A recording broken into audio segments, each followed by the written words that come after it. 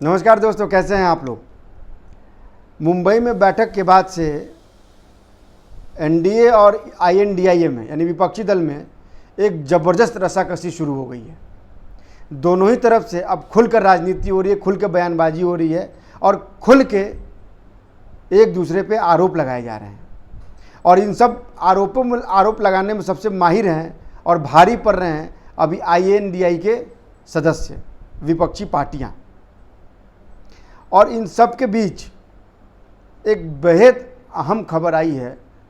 वो खबर ये आई है कि बिहार में गठबंधन के सीट को लेकर लालू यादव और नीतीश कुमार ने अपना एक अलग से फॉर्मूला तय कर लिया है और इस फॉर्मूले के फांस में फंस गई है कांग्रेस।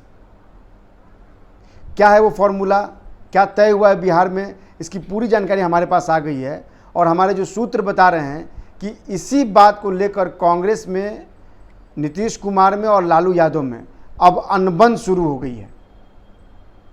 भले ही वो एक मंच पे साथ में फ़ोटो खिंचवा रहे हों, भले ही वो बाद में सुर मिला के बयान दे रहे हों एनडीए के खिलाफ, मोदी जी के खिलाफ, लेकिन इतना तो तय है कि इनके फांस में कांग्रेस फंस गई है।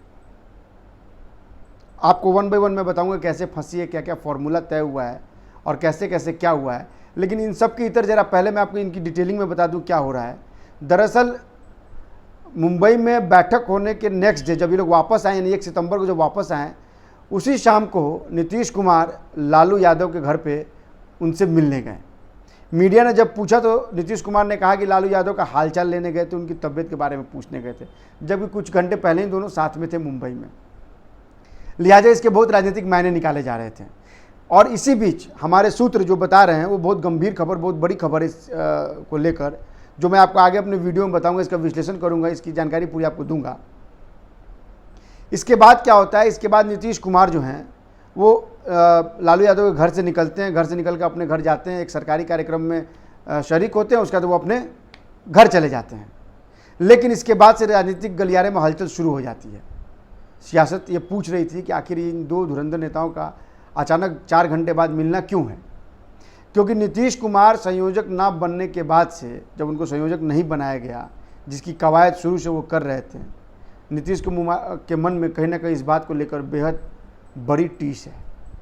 और इस टीस को नीतीश कुमार कैसे अलग एजेंडे में लेके जा रहे हैं, जरा आप इस वीडियो को देखते रहिए, फिर आपको समझ में आएगा। दरअसल बीजेपी से 1-to-1 झगड़ा मोल लेने के बाद से नीतीश कुमार अब एनडीए में शामिल जो घटक दल हैं उन पे निगाह डाले हुए हैं। और इसमें सबसे पहला नाम आता है मुकेश सहनी का, जो पहले महागठबंधन के हिस्सा थे। फिर उन्होंने कहा कि भाई मैं अकेले चुनाव लड़ूंगा, फिर उन्होंने कहा कि मैं एनडीए के साथ जाऊंगा। लिहाजा उनका ढुलमुल रवैया था, इस पर उनकी निगाह, नीतीश कुमार की निगाह उस पर है। दूसरी बड़ी निगाह जो है वो चिराग पासवान के चाचा, उनके ऊपर है। उनको पता है कि चिराग के चाचा इस समय नाराज़ चल रहे हैं, इस समय उनके मन में अनबन चल रहा है। और अनबन की वजह क्या है? हाजीपुर सीट, जहां से वो जीते थे रामविलास पासवान के देहांत के बाद से। और चिराग पासवान चाहते हैं कि वो सीट उनको मिले। लिहाजा पशुपति जो हैं वो, चिराग के चाचा, वो लगातार जो है लालू यादव और नीतीश कुमार से संपर्क बनाए हुए हैं। हमारे सूत्र जो बता रहे हैं उसके मुताबिक ये कि नीतीश कुमार लालू यादव से उनकी एक मुलाकात भी हो गई है और यह कयास भी लगाया जा रहा है कि वो महागठबंधन में यानी आईएनडीआई में शामिल हो सकते हैं अपने 3 सांसदों को लेकर। लेकिन जो जानकार हैं और जो मेरा अपना अनुभव है उसके मुताबिक मुझे नहीं लगता कि पशुपति जो है वो महागठबंधन के साथ जाएंगे। उनको मनाने के लिए अमित शाह और मोदी बहुत काफ़ी हैं। लेकिन इतना तय है कि बीजेपी ने चिराग पासवान के पीठ पर हाथ रख दिया। लिहाजा चिराग पासवान को लेकर बीजेपी बड़ी आशान्वित है। लेकिन इसके इतर उनके चाचा को लेकर बहुत सशंकित भी है। अब आते हैं कि वो क्या फॉर्मूला है जो ये तय हो गया कि भाई सीट का फॉर्मूला जो बाकी राज्यों में भी तय नहीं हुआ। विपक्षी दल की अभी कोऑर्डिनेशन कमेटी बनी है और अभी सीट के बंटवारे को लेकर अभी ये तय करना है कि सीट किस पार्टी को कितनी जाएगी। इसके पहले बिहार में नीतीश कुमार और लालू यादव ने सीट बांट लिया है, तय कर लिया है। दरअसल क्या है कि कोऑर्डिनेशन कमेटी में तेजस्वी यादव और झारखंड के सीएम को भी जगह दी गई है।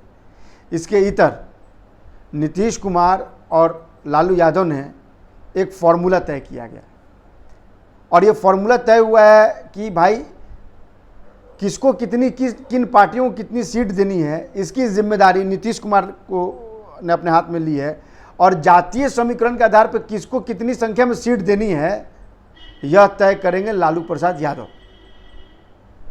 और इन दोनों ने तय किया, ध्यान दीजिएगा जो मैं बताने जा रहा हूँ ये कैलकुलेशन है, ध्यान दीजिएगा। टोटल 40 सीटें लोकसभा के बिहार में और 16 सीटें जो है वो आरजेडी अपने पास रखना चाहती है और जेडीयू अपने पास रखना चाहती है, यानी 16-16 32 सीट हो गया। 32 सीट में से क्या है, 4 सीट वो कांग्रेस को देना चाहती है, तो 32 और 4 36 हो गए। 36 के बाद एक सीट जो है सीपीआई को मिलेगा और एक सीपीआईएम को मिलेगा, 36 और 2 38 हो गए। एक सीट जो है मुकेश साहनी के खाते में चली जाएगी। इसके बाद एक सीट जो बहुत अहम है, जो लगता है कि जो आने वाला है वो है पप्पू यादव देर सवेर इस पार्टी में शामिल हो सकते हैं और एक सीट पप्पू यादव को लोकसभा में दी जा सकती है, यानी टोटल 40 सीट का ये बंटवारा हो गया। लेकिन अब आपको ये समझ में नहीं आ रहा कि आखिर जो मैंने कहा था कि कांग्रेस से कहाँ है अनबन है, तो कांग्रेस ने यहाँ ये पेच फंसा है कि कांग्रेस जो है वो 5 सीटों की मांग कर रही है और लालू यादव 4 सीट देने को तैयार है।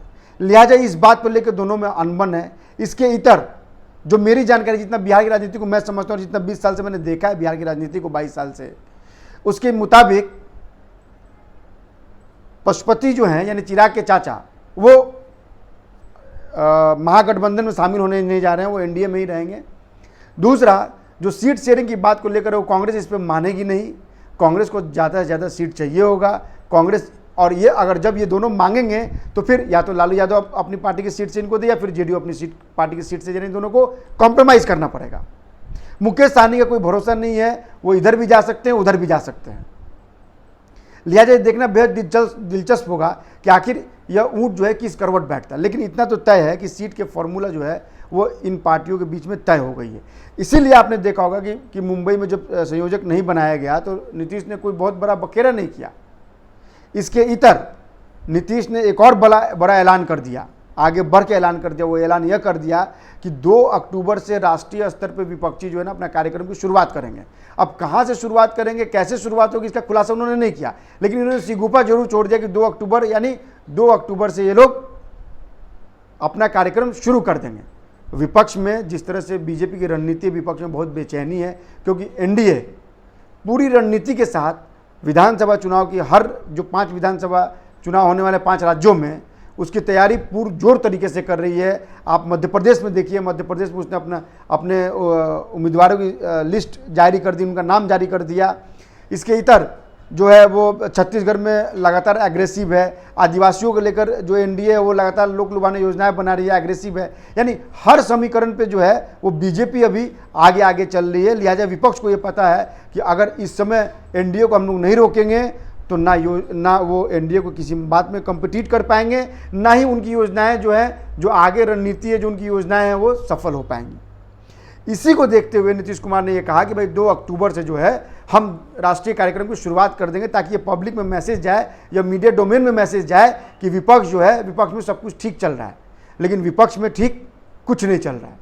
कांग्रेस किसी को अपने आगे कुछ समझ नहीं रही है। इन सारी क्षेत्रीय दलों को पे कांग्रेस हावी है। लिहाजा अब ये देखना बहुत जरूरी है कि क्या वाकई जो ये सीट का बंटवारे का फॉर्मूला बिहार में तय किया गया है वो वाकई उसको कोऑर्डिनेशन कमेटी मानेगी भी या नहीं मानेगी।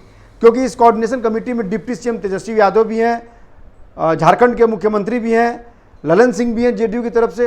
लिहाजा इस बात पे सबकी नज़र रहेगी कि आखिर यह सीट का फॉर्मूला क्या वाकई ऐसे ही होके आएगा। लेकिन जो हमारी जानकारी, जो हमारे सूत्र बता रहे हैं वो यही बता रहे हैं कि इन लोगों ने अपने सीट का फॉर्मूला बिहार में तय कर लिया और इन्होंने इस बात की जानकारी मुंबई की बैठक में दे दी है। इसके अलावा जो चौथी बैठक है वो भी विपक्षी होने वाली है और संभवतः वो दिल्ली में होगी।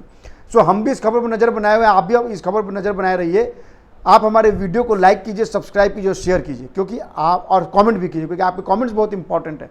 आपके कमेंट से हमारा मनोबल बढ़ता है। हम ये समझते हैं कि आप भी खबरों के एनालिसिस को कितना समझते हैं।